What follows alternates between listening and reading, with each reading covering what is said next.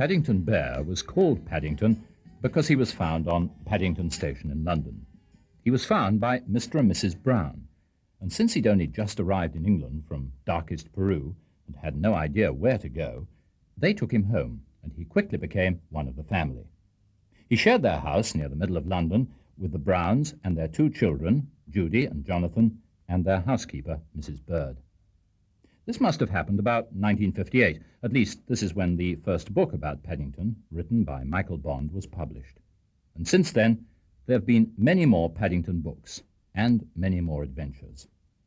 The adventures you're going to hear now come from the book More About Paddington, and they begin with a story called A Spot of Decorating.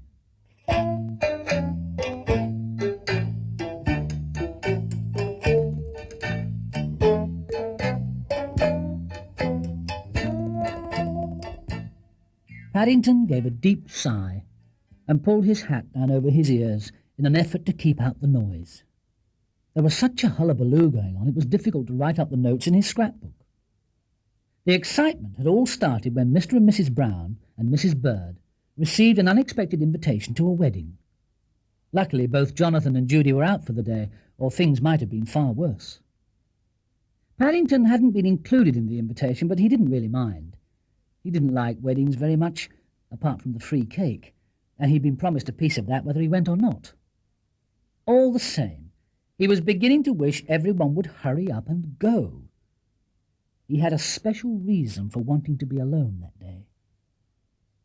He sighed again, wiped the pen carefully on the back of his paw, and then mopped up some ink blots which somehow or other had found their way onto the table. He was only just in time, for at that moment the door burst open, and Mrs. Brown rushed in. "Ah, there you are, Paddington." She stopped short in the middle of the room and stared at him. "Why on earth are you wearing your hat indoors?" she asked. "And why is your tongue all blue?"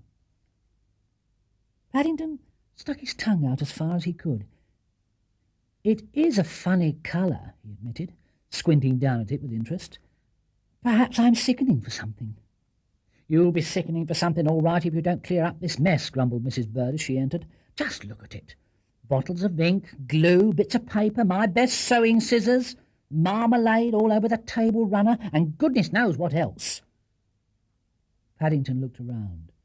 It was in a bit of a state. "I've almost finished," he announced.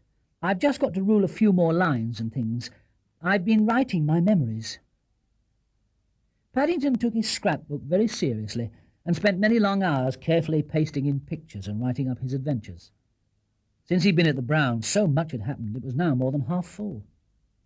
"Well, make sure you do clear everything up," said Mrs. Brown, "or we shan't bring you back any cake. Now do take care of yourself, and don't forget, when the baker comes, we want 2 loaves." And with that she waved goodbye and followed Mrs. Bird out of the room.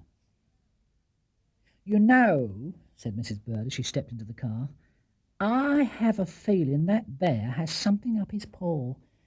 He seemed most anxious for us to leave." "Oh, I don't know," said Mrs. Brown. "I don't see what he can do. We shan't be away all that long." "Ah," said Mrs. Bird darkly, "that's as may be. But he's been hanging about on the landing upstairs half the morning. I'm sure he's up to something." Mr. Brown, who was secretly wishing he could stay at home with Paddington, looked over his shoulder as he let in the clutch. "Perhaps I ought to stay as well," he said. "Then I could get on with decorating his new room." "Now, Henry," said Mrs. Brown firmly, "you're coming to the wedding, and that's that. Paddington will be quite all right by himself. He's a very capable bear. And as for you wanting to get on with decorating his new room, you haven't done a thing towards it for over a fortnight, so I'm sure it can wait another day."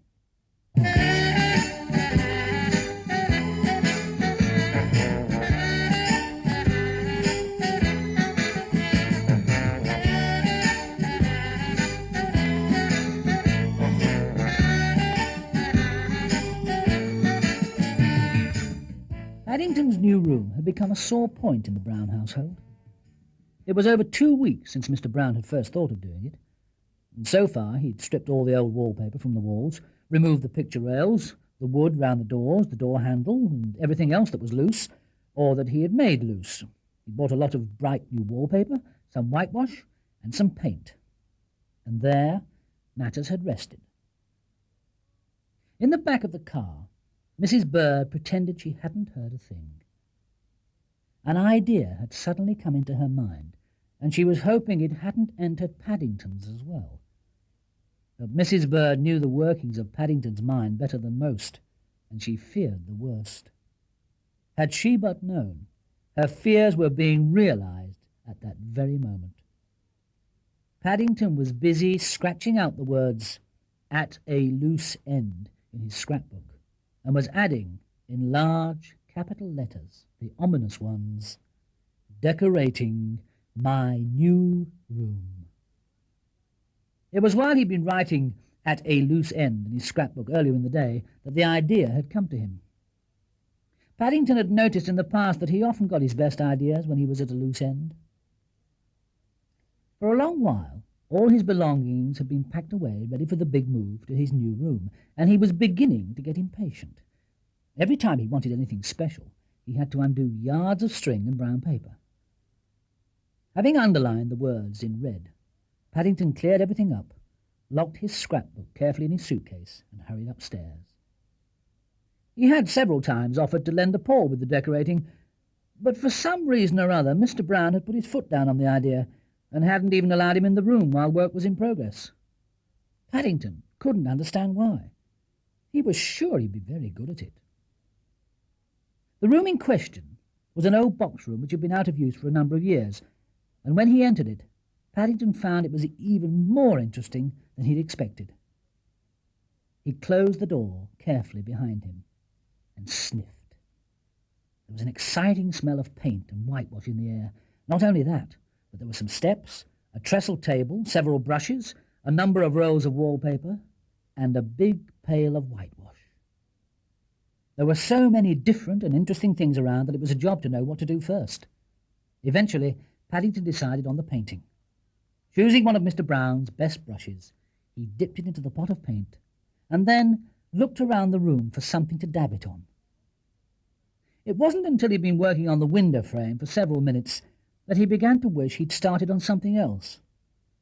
The brush made his arm ache, and when he tried dipping his paw in the paint pot instead and rubbing it on, more paint seemed to go onto the glass than the wooden part, so that the room became quite dark. "Perhaps," said Paddington, waving the brush in the air and addressing the room in general, "perhaps if I do the ceiling first with the whitewash, I can cover all the drips on the wall with the wallpaper." But when Paddington started work on the whitewashing, he found it was almost as hard as the painting. Even by standing on tiptoe at the very top of the steps, he had a job to reach the ceiling. The bucket of whitewash was much too heavy for him to lift, so that he had to come down the steps every time in order to dip the brush in.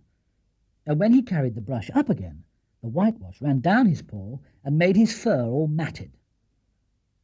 Looking around him, Paddington began to wish that he was still at a loose end. Things were beginning to get in rather a mess again. He felt sure Mrs. Bird would have something to say when she saw it.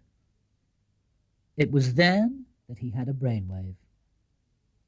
Paddington was a resourceful bear, and he didn't like being beaten by things. Recently, he'd become interested in a house which was being built nearby. He had first seen it from the window of his bedroom, and since then he'd spent many hours talking to the men and watching while they hoisted their tools and cement up to the top floor by means of a rope and pulley. Once Mr. Briggs, the foreman, had even taken him up in the bucket too, and had let him lay several bricks. Now the Browns' house was an old one, and in the middle of the ceiling there was a large hook where a big lamp had once hung. Not only that, but in one corner of the room there was a thin coil of rope as well. Paddington set to work quickly. First, he tied one end of the rope to the handle of the bucket. Then he climbed up the steps and passed the other end through the hook in the ceiling. But even so, when he climbed down again, it still took him a long time to pull the bucket anywhere near the top of the steps. It was full to the brim with whitewash and very heavy, so that he had to stop every few seconds and tie the other end of the rope to the steps for safety.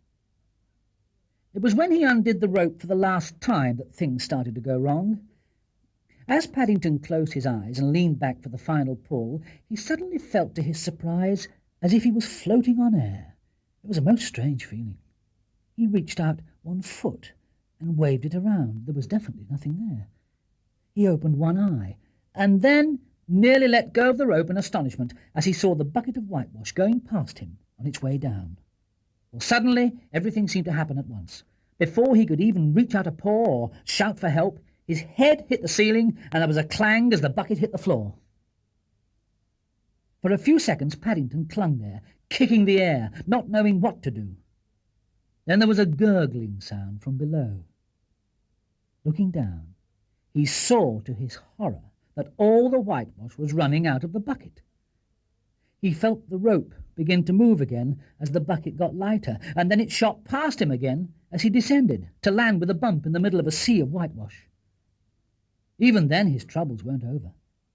As he tried to regain his balance on the slippery floor, he let go of the rope, and with a rushing noise, the bucket shot downwards again and landed on top of his head, completely covering him.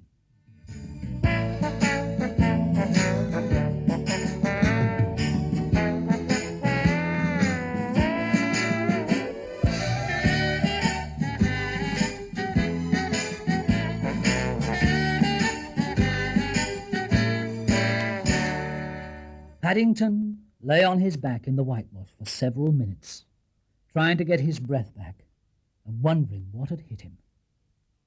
When he did sit up and take the bucket off his head, he quickly put it back on again. There was whitewash all over the floor.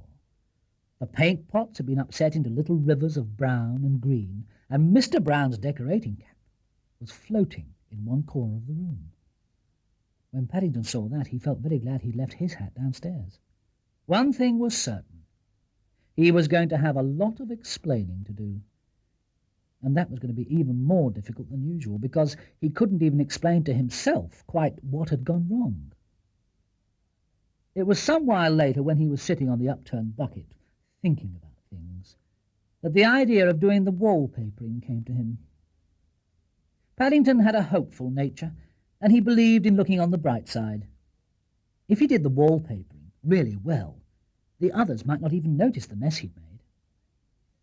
Paddington was fairly confident about the wallpapering. Unknown to Mr. Brown, he'd often watched him in the past through a crack in the door, and it looked quite simple. All you had to do was to brush some sticky stuff on the back of the paper and then put it on the wall. The high parts weren't too difficult even for a bear, because you could fold the paper in two, put a broom in the middle where the fold was, then you simply pushed the broom up and down the wall in case there were any nasty wrinkles. Paddington felt much more cheerful now he'd thought of the wallpapering. He'd found some paste already mixed in another bucket, which he put on top of the trestle while he unrolled the paper. It was a little difficult at first, because every time he tried to unroll the paper, he had to crawl along the trestle, pushing it with his paws, and the other end rolled up again and followed him. But eventually he managed to get one piece completely covered in paste. He climbed down off the trestle, carefully avoiding the worst of the whitewash, which was by now beginning to dry in large lumps, and lifted the sheet of wallpaper onto a broom. It was a long sheet of paper, much longer than it had seemed when he was putting the paste on, and somehow or other, as Paddington waved the broom about over his head, it began to wrap itself around him. After a struggle, he managed to push his way out and headed in the general direction of a piece of wall. He stood back and surveyed the result. The paper was torn in several places, and there seemed to be a lot of paste on the outside, but Paddington felt quite pleased with himself. He decided to try another piece, then another, running backwards and forwards between the trestle and the walls as fast as his legs could carry him, in an effort to get it all finished before the Browns returned. Some of the pieces didn't quite join, and others overlapped, and on most of them were some very odd-looking patches of paste and whitewash. None of the pieces were as straight as he would have liked, but when he put his head on one side and squinted, Paddington felt the overall effect was quite nice, and he felt very pleased with himself. It was as he was taking a final look round the room at his handiwork that he noticed something very strange. There was a window, and there was also a fireplace, but there was no longer any sign of a door. Paddington stopped squinting, and his eyes grew rounder and rounder. He distinctly remembered there had been a door, because he'd come through it. He blinked at all four walls, It was difficult to see properly because the paint on the window glass had started to dry and there was hardly any light coming through. But there most definitely wasn't a door.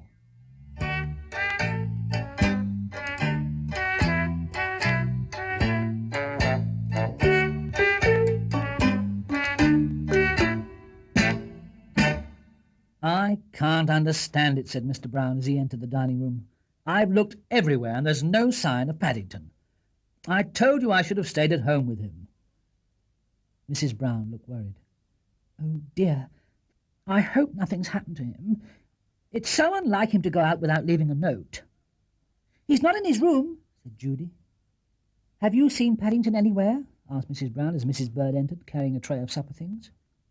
"I don't know about Paddington," said Mrs. Bird. "I've been having enough trouble over the water pipes without missing bears. I think they've got an airlock or something they've been banging away ever since we came in." Mr. Brown listened for a moment. "It does sound like water pipes," he said, "and yet it isn't regular enough somehow." He went outside into the hall. "It's a sort of thumping noise." "Crikey!" shouted Jonathan. "Listen! It's someone sending an SOS!" Everyone exchanged glances, and then, in one voice, cried, "Paddington!" "Mercy me," said Mrs. Bird as they burst through the papered-up door. "There must have been an earthquake or something, and either that's Paddington or it's his ghost." She pointed to a small white figure as it rose from an upturned bucket to greet them. "I couldn't find the door," said Paddington plaintively. "I think I must have papered it over when I did the decorating. It was there when I came in. I remember seeing it. So I banged on the floor with the broom handle." "Gosh!" said Jonathan admiringly. "What a mess!" "You papered it over when you did the decorating?" repeated Mr. Brown. He was a bit slow to grasp things sometimes. "That's right," said Paddington. "I did it as a surprise." He waved a paw round the room. "I'm afraid it's in a bit of a mess, but it isn't dry yet." While the idea was slowly sinking into Mr. Brown's mind, Mrs. Bird came to Paddington's rescue. "Now, it's not a bit of good holding an inquest," she said. "What's done is done, and if you ask me, it's a good thing too. Now perhaps we should get some proper decorators in to do the job." And with that, she took hold of Paddington's paw and led him out of the room. "And as for you, young bear, you're going straight into a hot bath before all that plaster and stuff sets hard." Mr. Brown looked after the retreating figures of Mrs. Bird and Paddington, and then at the long trail of white footprints and paw marks. "Bears," he said bitterly. Paddington hung about in his room for a long time after his bath, and waited until the last possible minute before going downstairs to supper. He had a nasty feeling he was in disgrace. But surprisingly, the word decorating wasn't mentioned at all that evening. And even more surprisingly, while he was sitting up in bed drinking his cocoa, several people came to see him, and each of them gave him a 5-pence piece. It was all very mysterious, but Paddington didn't like to ask why in case they changed their minds. It was Judy who solved the problem for him when she came in to say good night. "I expect Mummy and Mrs. Bird gave you 5p because they don't want Daddy to do any more decorating," she explained. "He always starts things and never finishes them, and I expect Daddy gave you one because he didn't want to finish it anyway. Now they're getting a proper decorator in, so everyone's happy." Paddington sipped his cocoa thoughtfully. "Perhaps if I did another room, I'd get another 15p, he said. "Oh, no, you don't," said Judy sternly. "You've done quite enough for one day. If I were you, I shouldn't mention the word decorating for a long time to come." "Perhaps you're right," said Paddington sleepily, as he stretched out his paws. "But I was at a loose end."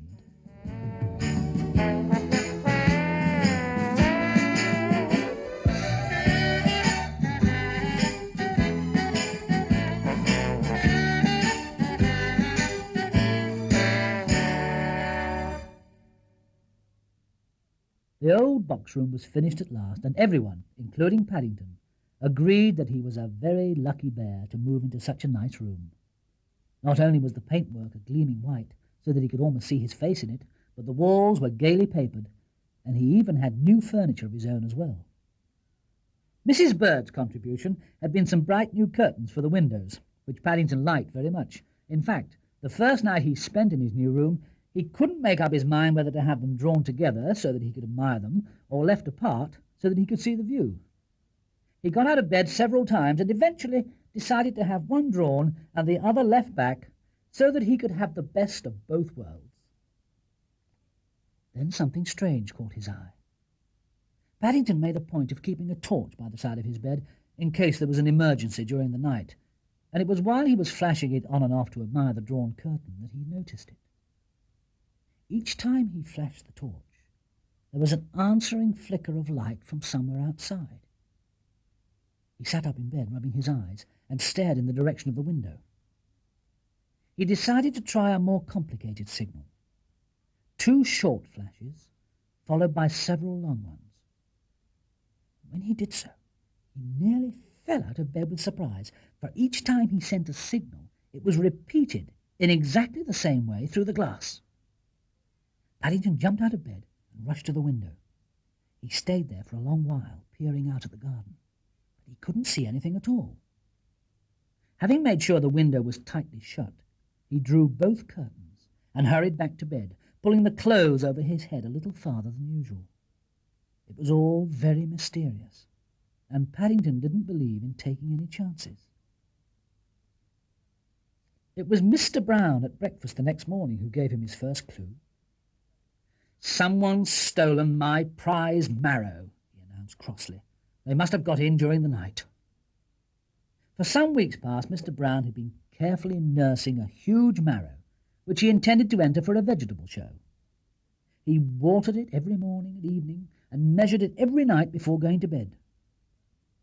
Mrs. Brown exchanged a glance with Mrs. Bird. "Never mind, Henry dear," she said. "You've got several others almost as good." "I do mind," grumbled Mr. Brown, "and the others will never be as good, not in time for the show." "Perhaps it was one of the other competitors, Dad," said Jonathan. "Perhaps they didn't want you to win. It was a jolly good marrow." "That's quite possible," said Mr. Brown, looking more pleased at the thought. "I've a good mind to offer a small reward." Mrs. Bird hastily poured out some more tea. Both she and Mrs. Brown appeared anxious to change the subject, but Paddington pricked up his ears at the mention of a reward. As soon as he'd finished his toast and marmalade, he asked to be excused and disappeared upstairs without even having a third cup of tea.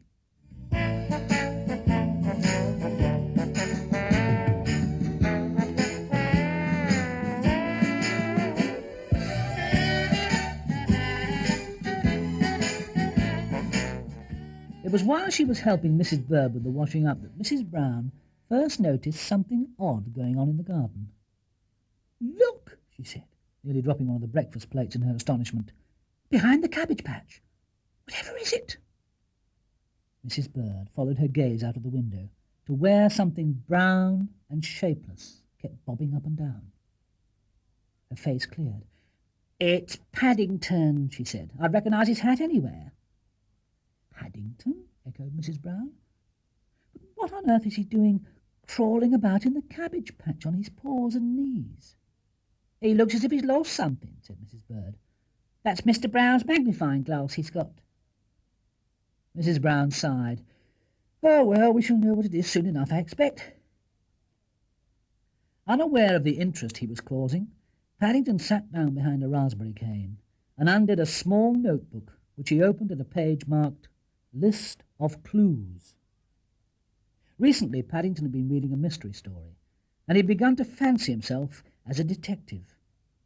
The mysterious flashes of the night before and the loss of Mr. Brown's marrow convinced him his opportunity had come at last.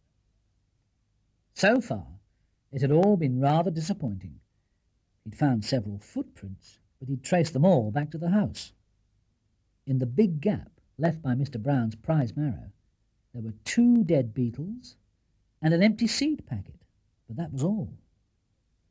All the same, Paddington wrote the details carefully in his notebook and drew a map of the garden, putting a large cross to mark the spot where the marrow had once been. Then he went back upstairs to his room in order to think things out.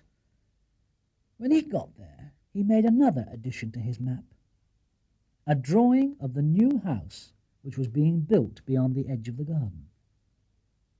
Paddington decided that was where the mysterious flashes must have come from the night before. He stared at it through his opera glasses for some time, but the only people he could see were the builders.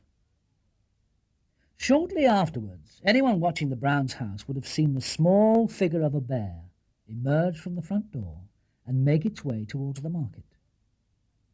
Fortunately for Paddington's plans, no one saw him leave, nor did anyone see him when he returned some while later, carrying a large parcel in his arms. There was an excited gleam in his eyes as he crept back up the stairs and entered his bedroom, carefully locking the door behind him. Paddington liked parcels, and this one was particularly interesting. It took him a long time to undo the knots on the string because his paws were trembling with excitement.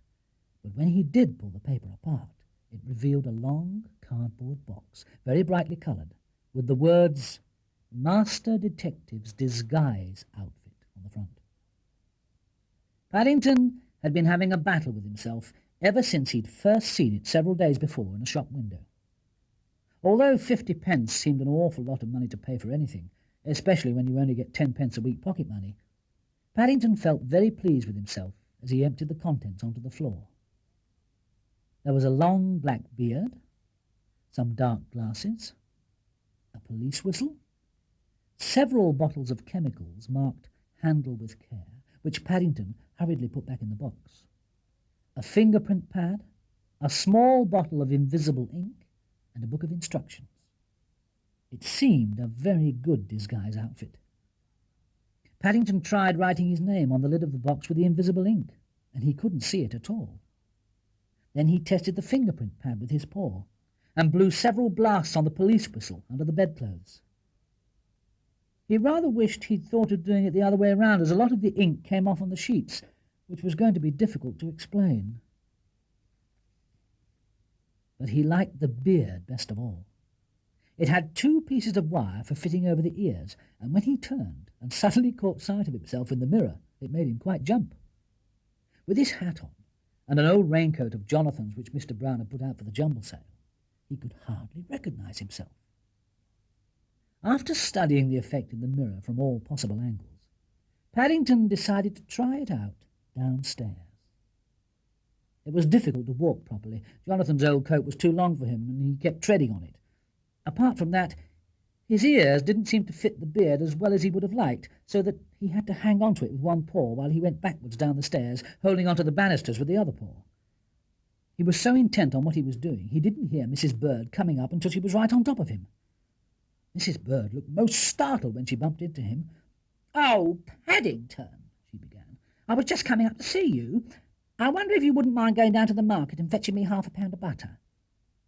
"I'm not Paddington," said a gruff voice from behind the beard. "I'm Sherlock Holmes, the famous detective." "Yes, dear," said Mrs. Bird, "but don't forget the butter. We need it for lunch." And with that she turned and went back down the stairs towards the kitchen. The door shut behind her, and Paddington heard the murmur of voices. He pulled off the beard disappointedly. 36 buns worth, he said bitterly, to no one in particular. He almost felt like going back to the shop and asking for his money back. 36 buns were 36 buns, and it had taken him a long time to save that much money. But when he got outside the front door, Paddington hesitated. It seemed a pity to waste his disguise, and even if Mrs. Bird had seen through it, Mr. Briggs, the foreman at the building site, might not. Paddington decided to have one more try. He might even pick up some more clues.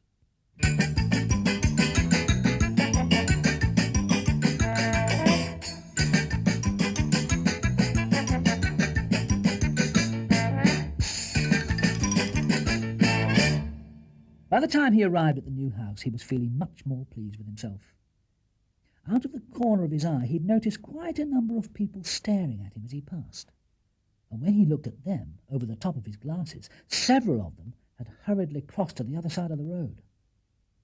He crept along outside the house until he heard voices. They seemed to be coming from an open window on the first floor, and he distinctly recognized Mr. Briggs' voice among them.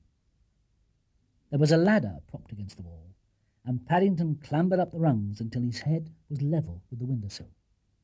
Then he carefully peered over the edge.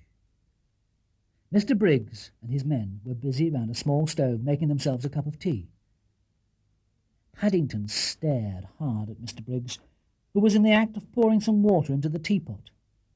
And then, after adjusting his beard, he blew a long blast on his police whistle. There was a crash of breaking china as Mr. Briggs jumped up. He pointed a trembling hand in the direction of the window. "Caw!" he shouted. "Look! An apparition!" The others followed his gaze with open mouths. Paddington stayed just long enough to see 4 white faces staring at him, and then he slid down the ladder on all 4 paws and hid behind a pile of bricks. Almost immediately there was the sound of excited voices at the window. "Can't see it now," said a voice. "Must have vanished." "Caw!" repeated Mr. Briggs, mopping his brow with a spotted handkerchief. "Whatever it was, I don't want to never see nothing like it again. Fair chilled me to the marrow, it did." And with that he slammed the window shut, and the voices died away. From behind the pile of bricks, Paddington could hardly believe his ears. He'd never dreamed that Mr. Briggs and his men could be mixed up in the affair, and yet he had definitely heard Mr. Briggs say his marrow had been chilled. After removing his beard and dark glasses, Paddington sat down behind the bricks and made several notes in his book with the invisible ink. Then he made his way slowly and thoughtfully in the direction of the grocer's. It had been a very good day's detecting, and Paddington decided he would have to pay another visit to the building site when all was quiet.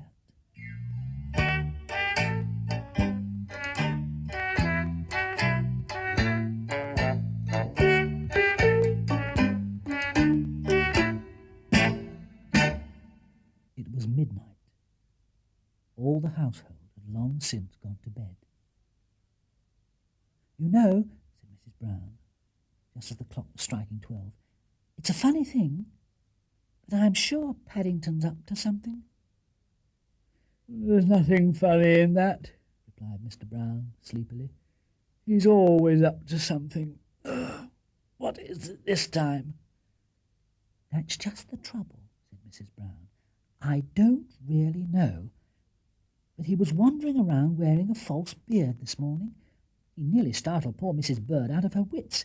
He's been writing things in his notebook all the evening, too. And you know what?" "No," said Mr. Brown, stifling a yawn. "What?" "When I looked over his shoulder, there was nothing there." "Oh, well, bears will be bears," said Mr. Brown. He paused for a moment as he reached up to turn out the light. "That's strange," he said. "I could have sworn I heard a police whistle just then." "Nonsense, Henry," said Mrs. Brown. "You must be dreaming." Mr. Brown shrugged his shoulders as he turned out the light. He was much too tired to argue. All the same, he knew he had heard a whistle. But as he closed his eyes and prepared himself for sleep, it never crossed his mind that the cause of it might be Paddington. Lots of things had been happening to Paddington since he crept out of the Browns' house under cover of darkness and made his way round to the building site. So many things had happened, one after the other, that he almost wished he'd never decided to be a detective in the first place. He felt very glad when, in answer to several loud blasts on his whistle, a large black car drew up at the side of the road, and 2 men in uniform got out. "Hello, hello," said the first of the men, looking hard at Paddington. "What's going on here?" Paddington waved a paw dramatically in the direction of the new house. "I've captured a burglar," he announced. "A what?" asked the second policeman, staring at Paddington. He'd come across some very strange things in the course of duty, but he'd never been called out in the middle of the night by a young bear before. This one seemed to be wearing a long black beard and a duffel coat. It was most unusual. "A burglar," repeated repeated Paddington. "I think he's the one that took Mr. Brown's marrow." Mr. Brown's marrow? Repeated the first policeman, looking rather dazed as he followed Paddington through his secret entrance into the house. "That's right," said Paddington. "Now he's got my marmalade sandwiches. I took a big parcel of them inside with me in case I got hungry while I was waiting." Of course, said the second policeman, trying to humour Paddington. "Marmalade sandwiches." He tapped his forehead as he looked at his colleague. And where is the burglar now? Eating your sandwiches? "I expect so," said Paddington. "I shut him in the room, and I put a piece of wood under the door so that he couldn't get out. I got my beard caught in one of the sandwiches, so I switched my torch on to take some of the hairs out of the marmalade, and then it happened." What happened? chorused the policeman. They were finding it rather difficult to keep up with Paddington's description of the course of events. "I saw someone flashing a light outside the window," explained Paddington as patiently as he could. "Then I heard footsteps coming up the stairs, so I lay in wait." He pointed towards a door at the top of the stairs. "He's in there." Before either of the policemen could ask any more questions, there came the sound of banging, and a voice cried, "Let me out!" "Good heavens!" exclaimed the first policeman. "There is someone in there." He looked at Paddington with renewed respect. "Did you get a description, sir?" "He was about 8 feet tall," said Paddington recklessly, "and he sounded very cross when he found he couldn't get out." "Hmm," said the second policeman. "We'll soon see about that." "Stand back!" And with that, he pulled the piece of wood from under the door and flung it open, shining his torch into the room. Everyone stood back and waited for the worst to happen. To their surprise, when the man came out, it was another policeman. "Locked in," he exclaimed bitterly. "I see some lights flashing from an empty house, so I go to investigate, and what happens? I'm locked in by a bear." He pointed towards Paddington. "And if I'm not mistaken, that's him." Paddington suddenly began to feel very small. All 3 policemen were looking at him, and in the excitement his beard had fallen off one ear. "Mm-hmm," said the first policeman. "And what were you doing in an empty house at gone midnight, young fellow me bear? And wearing a disguise at that? Yeah, I can see we'll have to take you along to the station for questioning." It's a bit difficult to explain," said Paddington sadly. "I'm afraid it's going to take rather a long time. You see, it's all to do with Mr. Brown's marrow, the one he was going to enter for the vegetable show."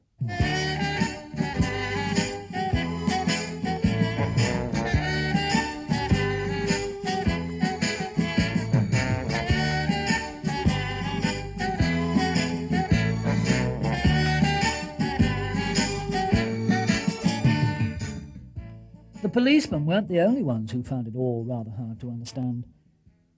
Mr. Brown was still asking questions long after Paddington had been returned from the police station to the family's safekeeping. "I still don't see how my losing a marrow has got anything to do with Paddington being arrested," he said for the 100th time. "Paddington wasn't arrested, Henry," said Mrs. Brown. "He was only detained for questioning. Anyway, he was only trying to get your marrow back for you. You ought to be very grateful." She sighed. She would have to tell her husband the truth sooner or later. She'd already told Paddington. "I'm afraid it's all my fault, really," she said. "You see, I cut your marrow by mistake." "You did?" exclaimed Mr. Brown.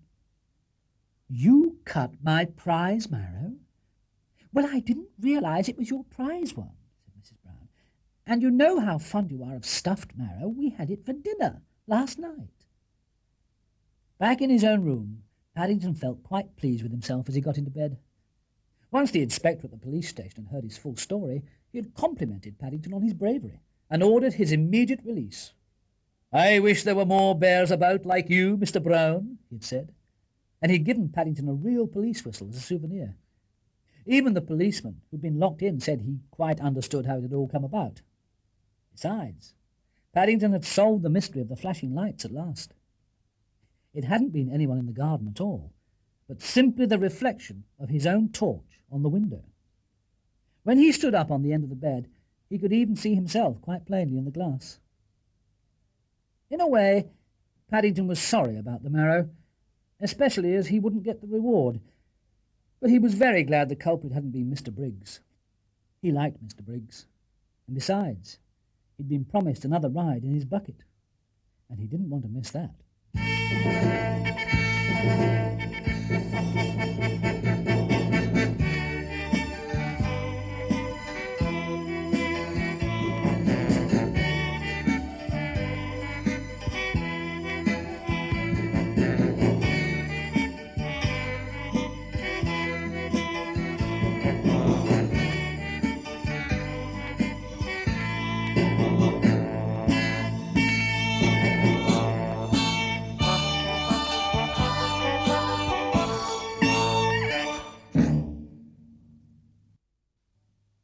Paddington found that Christmas took a long time to come.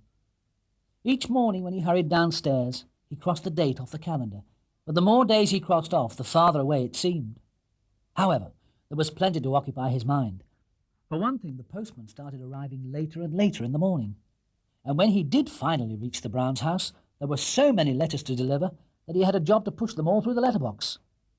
Often there were mysterious-looking parcels as well, which Mrs. Bird promptly hid before Paddington had time to squeeze them. A surprising number of the envelopes were addressed to Paddington himself, and he carefully made a list of all those who had sent him Christmas cards, so that he could be sure of thanking them. "You may only be a small bear," said Mrs. Bird, as she helped him to arrange the cards on the mantelpiece, "but you certainly leave your mark." Paddington wasn't sure how to take this, especially as Mrs. Bird had just polished the hall floor, but when he examined his paws, they were quite clean. One evening Mr. Brown arrived home with a huge Christmas tree tied to the roof of his car. It was placed in a position of honour by the dining-room window, and both Paddington and Mr. Brown spent a long time decorating it with coloured electric lights and silver tinsel. Apart from the Christmas tree, there were paper chains and holly to be put up, and large coloured bells made of crinkly paper. Paddington enjoyed doing the paper chains. The house took on quite a festive air. The sideboard was groaning under the weights of nuts and oranges, dates and figs, none of which Paddington was allowed to touch, and Mr. Brown had stopped smoking his pipe and was filling the air instead with the smell of cigars. The excitement in the Browns' house mounted until it reached fever pitch a few days before Christmas, when Jonathan and Judy arrived home for the holidays. But if the days leading up to Christmas were busy and exciting, they were nothing compared with Christmas Day itself.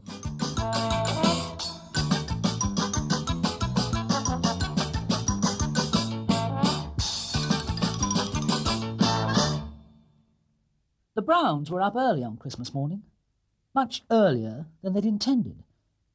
It all started when Paddington woke to find a large pillowcase at the bottom of his bed. His eyes nearly popped out with astonishment when he switched his torch on, for it was bulging with parcels, and it certainly hadn't been there when he'd gone to bed on Christmas Eve. Paddington's eyes grew larger and larger as he unwrapped the brightly coloured paper round each present. A few days before, on Mrs. Bird's instructions, he had made a list of all the things he hoped to have given him, and he'd hidden it up one of the chimneys. It was a very strange thing, but everything on that list seemed to be in the pillowcase.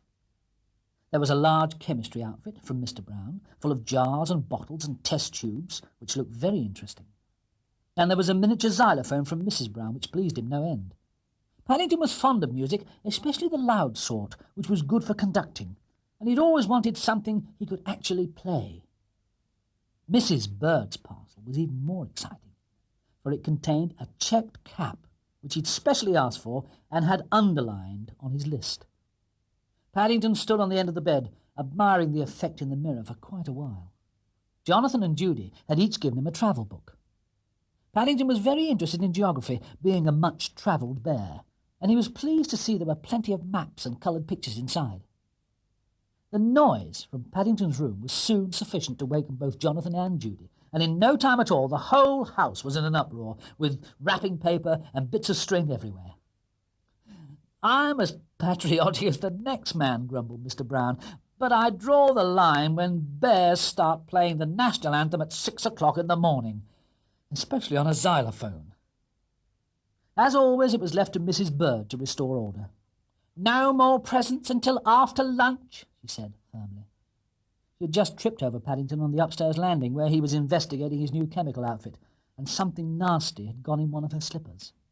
"It's all right, Mrs. Bird," said Paddington, consulting his instruction book. "It's only some iron filings. I don't think they're dangerous." "Dangerous or not," said Mrs. Bird, "I've a big dinner to cook, not to mention your birthday cake to finish decorating." Being a bear, Paddington had 2 birthdays each year, one in the summer and one at Christmas, and the Browns were holding a party in his honour, to which Mr. Gruber had been invited.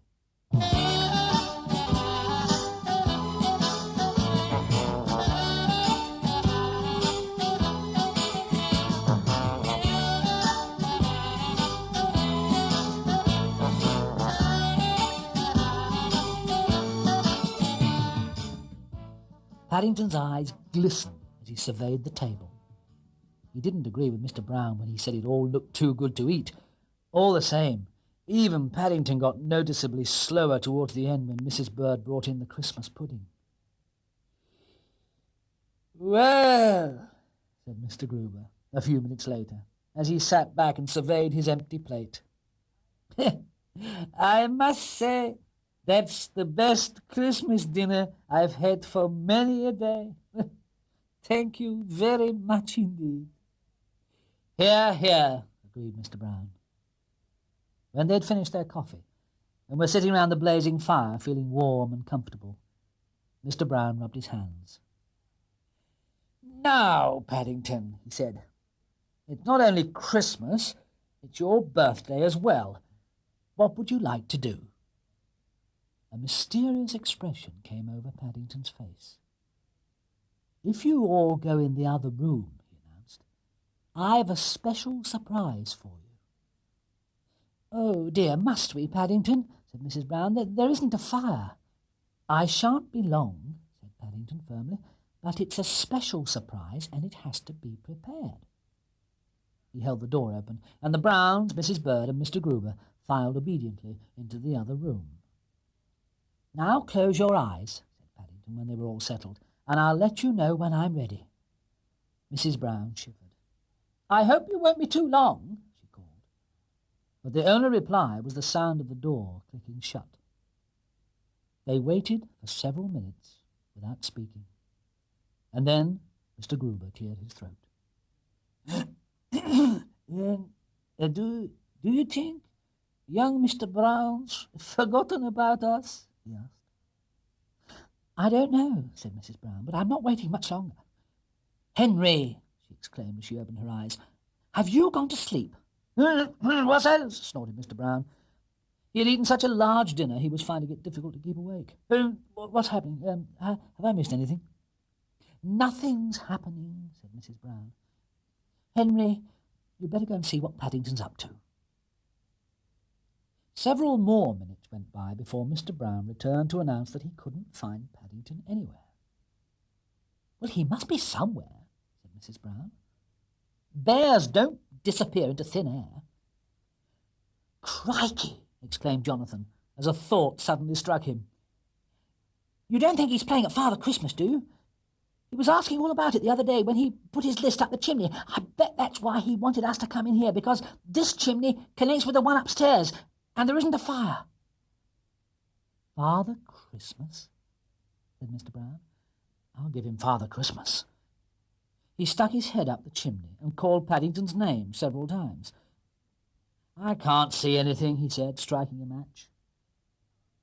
As if in answer, a large lump of soot descended and burst on top of his head. "Oh, now look what you've done, Henry," said Mrs. Brown. "Shouting so you've disturbed the soot all over your clean shirt." If it is young Mr. Brown, perhaps he's stuck somewhere," suggested Mr. Gruber. "He did have rather a large dinner. I remember wondering at the time where he put it all." Mr. Gruber's suggestion had an immediate effect on the party, and everyone began to look serious. "Why, he might suffocate with the fumes," exclaimed Mrs. Bird, as she hurried outside to the broom cupboard. When she returned, armed with a mop, everyone took it in turns to poke it up the chimney, but even though they strained their ears, they couldn't hear a sound.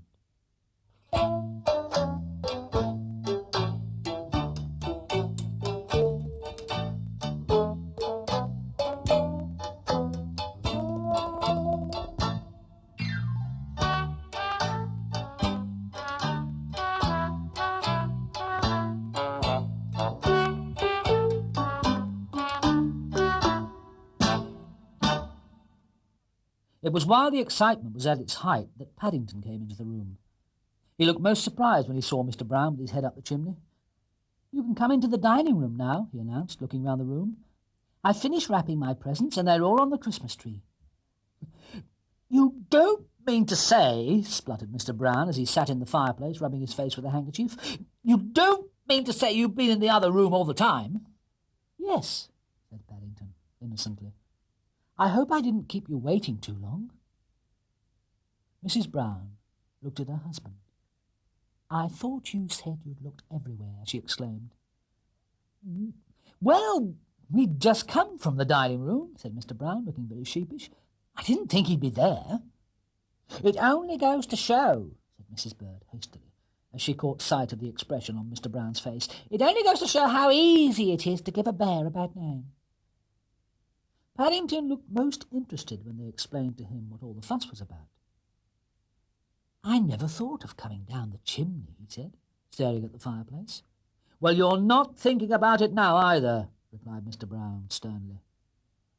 But even Mr. Brown's expression changed as he followed Paddington into the dining room and saw the surprise that had been prepared for them. In addition to the presents that had already been placed on the tree, there were now 6 newly wrapped ones tied to the lower branches. If the Browns recognized the wrapping paper they'd used for Paddington's presents earlier in the day, they were much too polite to say anything. "I'm afraid I had to use old paper," said Paddington, apologetically, as he waved a paw at the tree. "I hadn't any money left. That's why you had to go in the other room while I wrapped them." "Really, Paddington," said Mrs. Brown, "I'm very cross with you, spending all your money on presents for us." "I'm afraid they're rather ordinary," said Paddington, as he settled back in a chair to watch the others, "but I hope you like them. They're all labelled so that you know which is which." "Ordinary?" exclaimed Mr. Brown as he opened his parcel.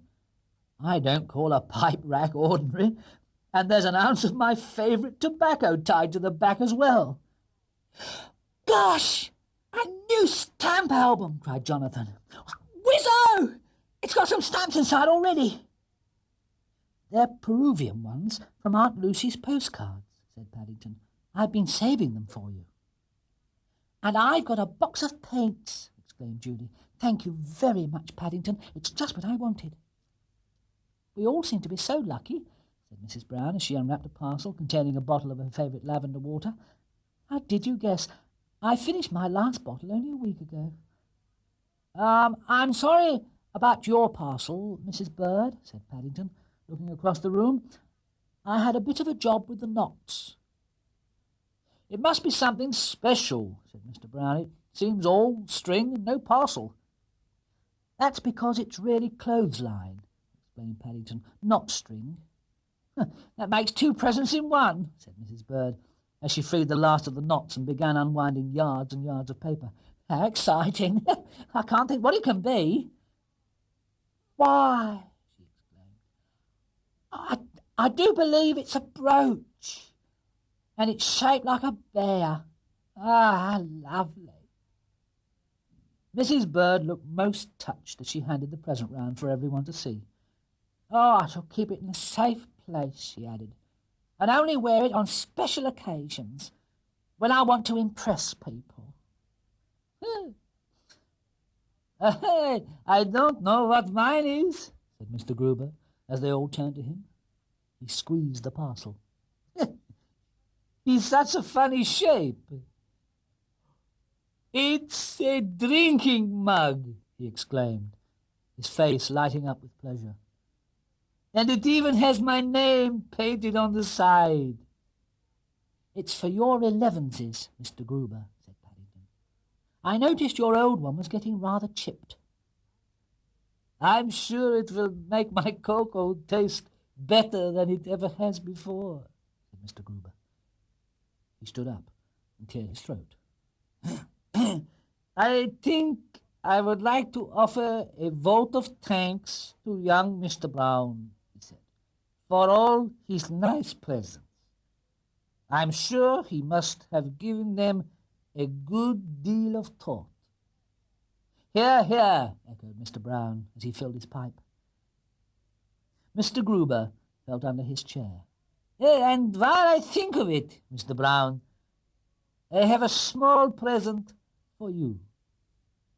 Everyone stood round and watched while Paddington struggled with his parcel, eager to see what Mr. Gruber had brought him. A gasp of surprise went up as he tore the paper to one side, for it was a beautifully bound leather scrapbook with Paddington Brown printed in gold leaf on the cover. Paddington didn't know what to say, but Mr. Gruber waved his thanks to one side. I know how you enjoy writing about your adventures, Mr. Brown, he said. And you have so many, I am sure your present scrapbook must be almost full. Oh, it is, said Paddington earnestly. And I'm sure I shall have lots more. Things happen to me, you know. But I shall only put my best ones in here.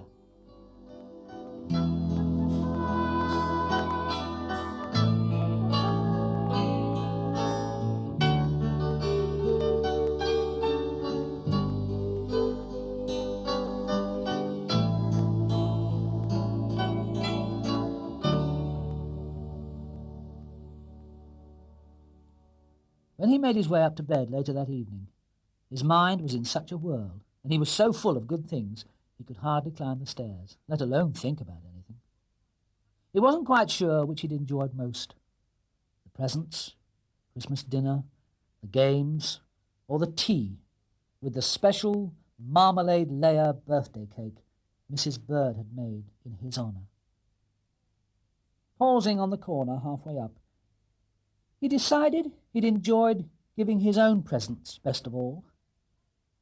Paddington, whatever have you got there? He jumped and hastily hid his paw behind his back as he heard Mrs. Bird calling from the bottom of the stairs.